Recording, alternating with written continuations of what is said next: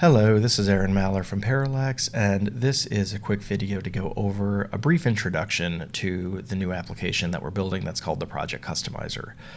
This is meant to make additional changes beyond the template tools for clients or AHJs that have a few specific requirements on their jobs.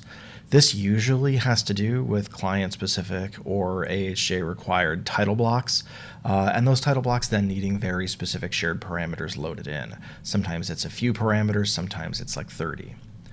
In addition, sometimes we then have to switch all the title blocks in the template, right, from the Prlx or default title blocks to the client-specific ones. And then we sometimes also have to renumber the drawing series that we have pre-made in the template. So the Project Customizer basically has 4 options for what it will do. The first one is the shared parameter-based loader.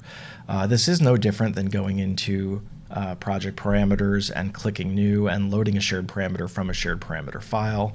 And of course, there are other API tools that already do this. So we use the CTC Shared Parameter Manager. The issue is you have to have saved configurations for different clients, and you have to have that tool available. So our load shared parameter application uses a JSON file so that you can build different client standards. So we can have specific parameters for client 1, specific parameters for client 2, and specific parameters for client 3, and on and on. In the JSON file, we can decide what categories those parameters get applied to, and are they instance or type. In addition, it does allow you to store a shared parameter file inside your app data directory so that if those parameters don't exist in your current pathed shared parameter file, it will load them on demand. It will try to use your shared parameter file that's in your settings first. That way we're not constantly hijacking your Revit shared parameter dialog. So let's say, for instance, this is the client that we're doing work with, and these are all parameters that are needed for their title blocks. It will load them in. Once that's done, then if we wanted to go through and swap the title blocks, that's actually the third button over here. I'll just flip to it. And so you'll see inside the JSON file, we can have one-to-one mapping. The JSON file can basically list out every title block that you have in the current file or template, and if it finds those title blocks, it can swap them to these other title blocks that are over here. So it will load those title blocks, it will select all of the column on the left, and it will replace them with the column on the right. I'm not going to run this demo because inside the Parallax template there are many sheets and many title blocks. Running this one does take a little while. And that's why we actually have that one third. Because the second thing that this Project Customizer can do is, again, in the JSON file that we set up, instead of going sheet by sheet and having to renumber everything, we can tell it basically sheet discipline number, sheet discipline title, and sheet number prefixes that we would like to change. This is particularly cool because, as an example, there may be a client where in the Parallax template we have exterior elevations as A20 and we have building sections as A21, but the client may want both of those to simply be under A2. Well, when this application goes to renumber those sheets, it will auto-increment the building section numbers so that they fall in line behind the exterior elevations. It is programmed to look for duplicates and to deduplicate them prior to committing the final renumber. What's also really cool about this is we can also tell it there's an entire series in the Parallax template that maybe this client doesn't want.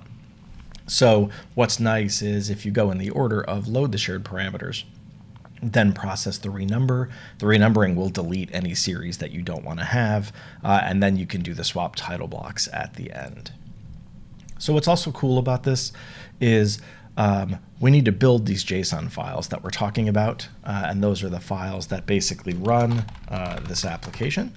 They're in a location where all of the users can create their own and can change them, and they're inside what's called a clients folder. If we were to go look at a JSON file, it's a very basic file where there's an area for shared parameters, and each parameter can just be input here using some specific fields for what is the parameter group and what is the category.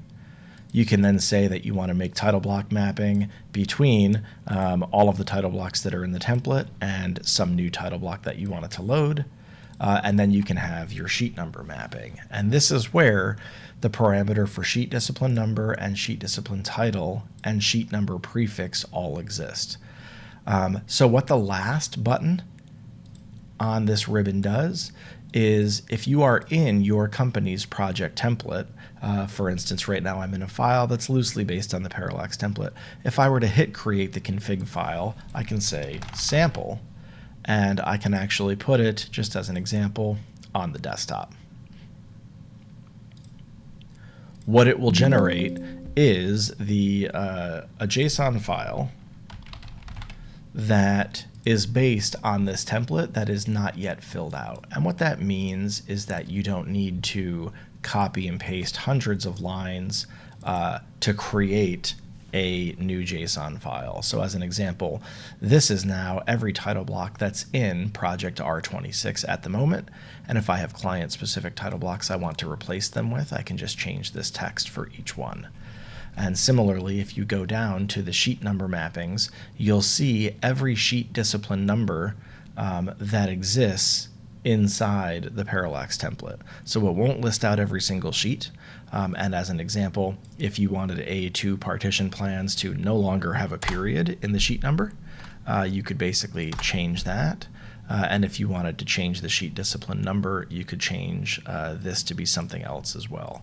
So if I were to run this JSON now, it would remove the periods from the sheet numbers and remove the periods from the sheet discipline numbers. And so that's how we'll set this up for new clients in the future. And we're still building things into this application. It is fully functional at the moment. We haven't fully fleshed out all of the JSONs for the different clients that we may want to use this for yet. So we still have some testing to do there.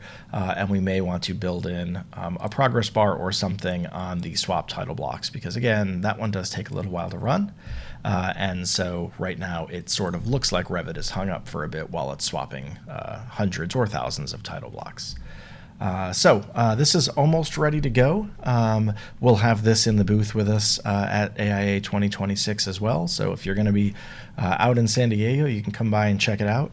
It's a pretty cool app because it's very customizable in terms of being able to change the standards for different clients. So if you're in San Diego, come pop by and you can check it out.